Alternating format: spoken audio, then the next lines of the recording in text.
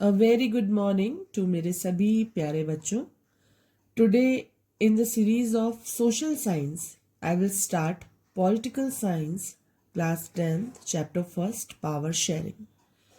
बच्चों इस वीडियो में पावर शेयरिंग से रिलेटेड बहुत छोटी छोटी चीज़ें मैं आपको एक्सप्लेन करूंगी. And if you have any doubt about that, you can send me message. I will solve that. So, we will study in this chapter that how power is divided in democracy. Democracy में लोकतंत्र में power को किस तरह से divide किया जाता है. बच्चों मोस्टली जो डेमोक्रेसी का मतलब होता है वो होता है to the people, for the people, by the people. It means लोगों का, लोगों के लिए, लोगों के द्वारा. तो डेमोक्रेसी जो है बच्चों वो लोकतंत्र है जहां हम खुद मिलकर अपनी गवर्नमेंट को चॉइस करते हैं, गवर्नमेंट को चुनते हैं और फिर वो गवर्नमेंट हमारे ही द्वारा लिए गए डिसीजंस को इम्प्लाई करती है और इस तरह से जो है पॉलिटिक्स जो है देश में चलती है. So why power sharing is important. Power sharing important क्यों है और क्या होगा अगर पावर शेयरिंग नहीं होगी. तो इन सारे क्वेश्चंस के जो आंसर्स है वो आपको इस पावर शेयरिंग चैप्टर में मैं एक्सप्लेन करूंगी. Our chapter starts with 2 countries. तो मेरे प्यारे बच्चों कहानी शुरू होती है 2 देशों के साथ. एक बेल्जियम, दूसरा श्रीलंका. बेल्जियम जो है वो बच्चों बेल्जियम जो है वो एक यूरोपियन स्टेट है. यूरोप का एक छोटा सा स्टेट है. करीब हमारे इंडिया के मैप में अगर आप हरियाणा स्टेट को देखते हैं तो Belgium is as big as Haryana state. So ये यूरोप की एक बहुत छोटी सी कंट्री है और ये अपनी बॉर्डर्स, इसके जो नेबरिंग कंट्रीज हैं वो हैं France, Netherlands, Germany and Luxembourg. France, Netherlands, Germany and Luxembourg. ये 4 जो है इसके मेन नेबरिंग कंट्रीज है बच्चों. और उसके बाद जो बेल्जियम है वो करीब 1 करोड़ पॉपुलेशन को लेकर चलता है. यानी कि बेल्जियम में जो लोग हैं, जो पॉपुलेशन है वो ऑलमोस्ट 1 करोड़ के बराबर है. तो ये जो है वो बेल्जियम की छोटी छोटी कैरेक्टरिस्टिक्स थी जो मैंने आपको बताई. और एक है श्रीलंका. श्रीलंका से तो आप बहुत अच्छे से परिचित होंगे ही. जिस तरह से ये इंडिया से बाहर निकलकर इंडिया के रास्ते से तमिलनाडु से होता हुआ पाक स्ट्रेट के थ्रू हम इस पे पहुंचते हैं. तो ये जो है एक छोटा सा आइलैंड है इंडियन ओशियन से जुड़ा हुआ. इन दोनों देशों की कहानी सबसे पहले हम इस चैप्टर में पढ़ेंगे. तो बच्चों मैं आपको बता चुकी कि किस तरह से इस चैप्टर की कहानी में हमने लिया 2 देशों को. एक था बेल्जियम और एक था श्रीलंका. बेल्जियम की बात करते हैं फिर से. बेल्जियम यूरोप का सबसे छोटा देश, 1 करोड़ पॉपुलेशन के लगभग यहाँ पर लोग रहते हैं. 4 मेन कंट्रीज जो हैं वो इसके पड़ोसी देश हैं जैसे फ्रांस, लग्जमबर्ग, नीदरलैंड्स और जर्मनी. सो इन बेल्जियम, ये देखो मेरे पास बच्चों बेल्जियम का एक मैप है. ये है बेल्जियम का नॉर्थ रीजन. यहाँ पर इस जो रीजन का नाम है वो नाम है फ्लैमिश रीजन. यहाँ पर बच्चों 59% डच स्पीकिंग पीपल रहते हैं. डच बोलने वाले, डच एक लैंग्वेज है, इसको बोलने वाले 59% लोग यहाँ पर फ्लैमिश रीजन में रहते हैं. ये है हमारा बेल्जियम का साउथ रीजन. और यहाँ पर वेलोनिया रीजन के नाम से इसको जाना जाता है. वेलोनिया रीजन के नाम से इसको जाना जाता है. और ये जो रीजन है बच्चों यहाँ पर रहते हैं 40% फ्रेंच स्पीकिंग पीपल. यानी कि यहाँ पर 40% फ्रेंच लैंग्वेज बोलने वाले लोग रहते हैं. कौन रहते हैं? फ्रेंच बोलने वाले लोग रहते हैं.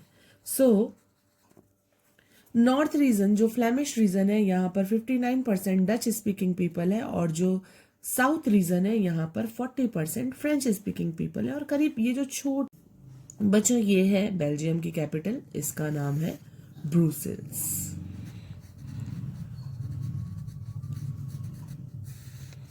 बेल्जियम की जो कैपिटल है ब्रुसेल्स, यहाँ पर डिफरेंट जो सिचुएशन है बच्चों बिल्कुल अलग है, क्योंकि यहाँ पर 80% फ्रेंच स्पीकर्स हैं,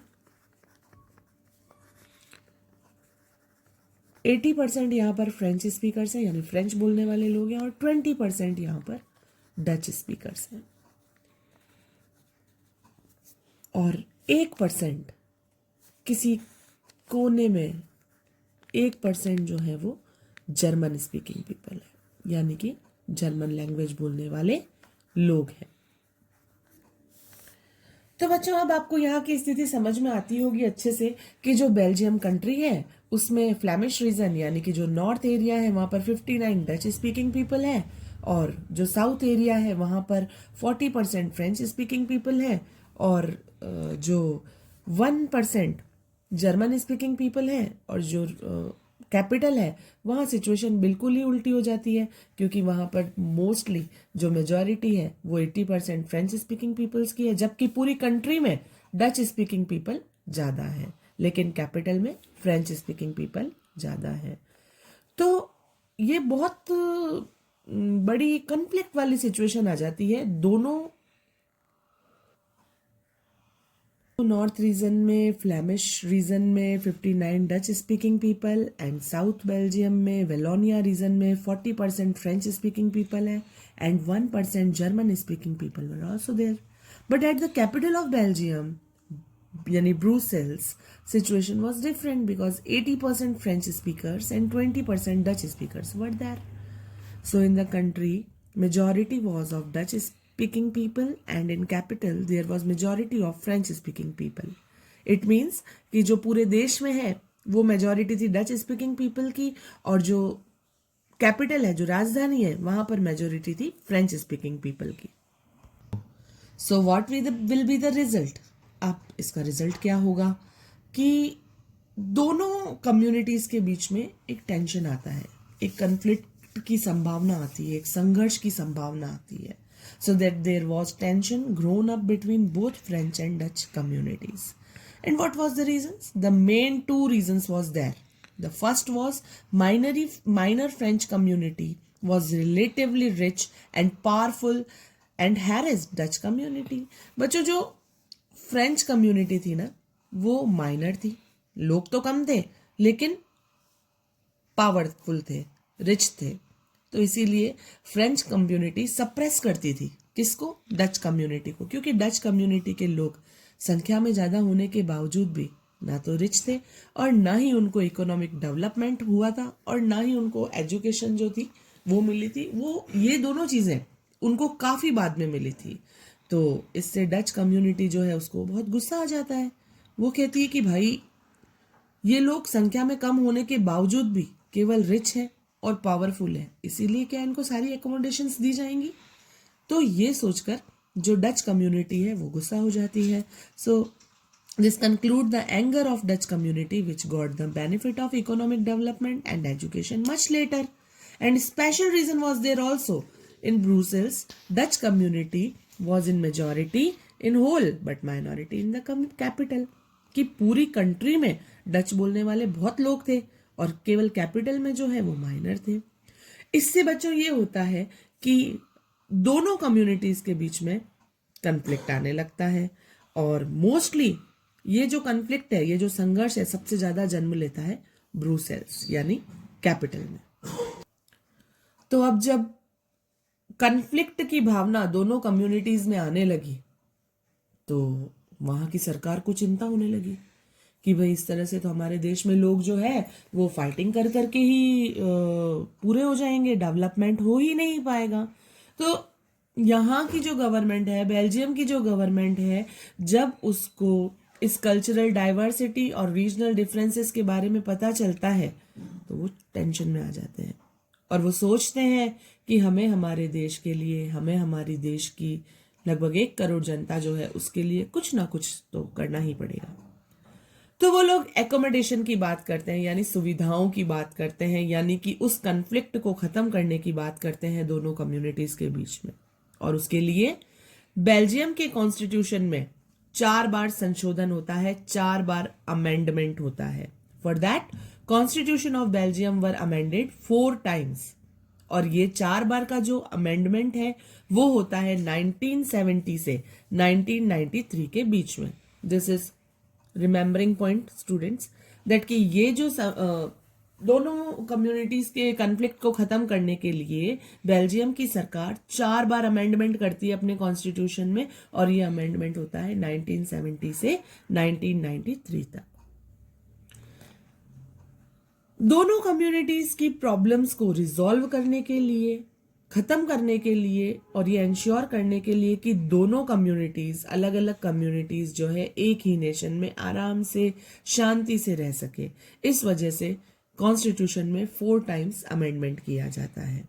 और जब अमेंडमेंट किया जाता है तो क्या चेंजेस किए जाते हैं उसको हम आगे देखते हैं. So the following changes was done. Number of Dutch and French speaking people's ministers must be same in the central government. पहला उपाय क्या निकाला गया कि जो सेंट्रल गवर्नमेंट होगी, आपके देश में भी सेंट्रल गवर्नमेंट है ना बच्चों, जो दिल्ली में है वो सेंट्रल गवर्नमेंट है. तो पहला उपाय, पहला रीजन, पहला कारण ये निकाला गया कि डच और फ्रेंच स्पीकिंग लोगों के मिनिस्टर्स का जो नंबर है वो सेंट्रल गवर्नमेंट में सेम होगा. यानी कि अगर 10 मिनिस्टर डच कम्युनिटी के हैं तो 10 मिनिस्टर फ्रेंच कम्युनिटी के भी डाले जाएंगे. दोनों कम्युनिटीज के मिनिस्टर बराबर होंगे. कहां पर? सेंट्रल गवर्नमेंट में. दूसरा जो रीजन था वो था कुछ स्पेशल लॉ मेंशन किए गए हर कम्युनिटी की हेल्प के लिए, ताकि कोई भी कम्युनिटी अपने बलबूते पर डिसीजन ना ले सके और दोनों एक दूसरे से सजेशन लेकर फिर ही किसी भी इशू पर डिसीजन लें. तो ऐसे कुछ स्पेशल लॉज मेंशन किए गए for the help of each community. Thus not any one community can make decision apart. जो थर्ड चेंज था वो था many of the powers given by central government to state government. Central government की बहुत सारी powers state government को भी दी गई ताकि वो अपनी स्टेट वाइज जो है लीडर्स अपनी जनता का डेवलप कर सकें. फोर्थ चेंज था Brussels having separate government. Brussels की गवर्नमेंट अलग थी जिसमें दोनों कम्युनिटीज का इक्वल रिप्रेजेंटेशन था. सेम वही बात जो सेंट्रल गवर्नमेंट में थी वही कैपिटल में थी कि ब्रुसेल्स का एक अलग गवर्नमेंट बना दिया गया था. लाइक जैसे आपका होता है ना यूनियन टेरिटरी, उसी तरह से ब्रुसेल्स में भी एक सेपरेट गवर्नमेंट की स्थापना की गई और जिसमें दोनों कम्युनिटीज का बिल्कुल बराबर रिप्रेजेंटेशन था. फिर जो फिफ्थ चेंज था वहां पर एक तीसरी टाइप की गवर्नमेंट भी बनाई गई जो सेंट्रल और स्टेट गवर्नमेंट से बिल्कुल अलग थी और इस गवर्नमेंट का नाम था कम्युनिटी गवर्नमेंट. ये गवर्नमेंट तीनों ग्रुप्स के लिए अलग अलग बनाई गई थी जो उनके कल्चर, एजुकेशन और लैंग्वेज से रिलेटेड इश्यूज का निपटारा करती थी. तो यहां पर बच्चों देखो किस तरह से ब्रुसेल्स में, बेल्जियम में 3 तरह की गवर्नमेंट बनाई जाती है. The one is central government, the second is state government and the third is community government. तो जब बेल्जियम के लीडर्स ये सारी चीजें करते हैं और अपनी देश की पीपल्स को अलग अलग डिफरेंट स्पीकिंग पीपल को इस तरह से अकोमोडेशन देते हैं, तो बेल्जियम में 3 लैंग्वेजेस के होते हुए भी सभी लोग शांति से रहते हैं क्योंकि हर कम्युनिटी को, हर लैंग्वेज स्पीकिंग पीपल को अपने अपने राइट्स मिल चुके हैं. तो यहाँ पर कन्फ्लिक्ट्स की जो भावना पैदा हुई थी वो खत्म हो जाती है और बेल्जियम, इसीलिए ब्रुसेल्स को, जो बेल्जियम की कैपिटल है, यूरोपियन कंट्रीज का हेडक्वार्टर चुना जाता है. तो बच्चों इस तरह से एकोमोडेशन से किस तरह से हम बहुत सारी कम्युनिटीज को एक साथ रखते हुए भी एकोमोडेशन दे सकते हैं, उनको शांति से रख सकते हैं. बाकी का जो श्रीलंका का एथनिक कंपोजिशन है वो हम नेक्स्ट वीडियो में पढ़ेंगे. और एक एथनिक कंपोजिशन की बात की जाए तो बच्चों एथनिक का मतलब होता है एक ही तरह के लोग जो सेम कल्चर को फॉलो करते हैं, उसे एथनिक कहा जाता है. सो श्रीलंका का एथनिक कंपोजिशन हम नेक्स्ट वीडियो में पढ़ेंगे. Thank you, bye bye.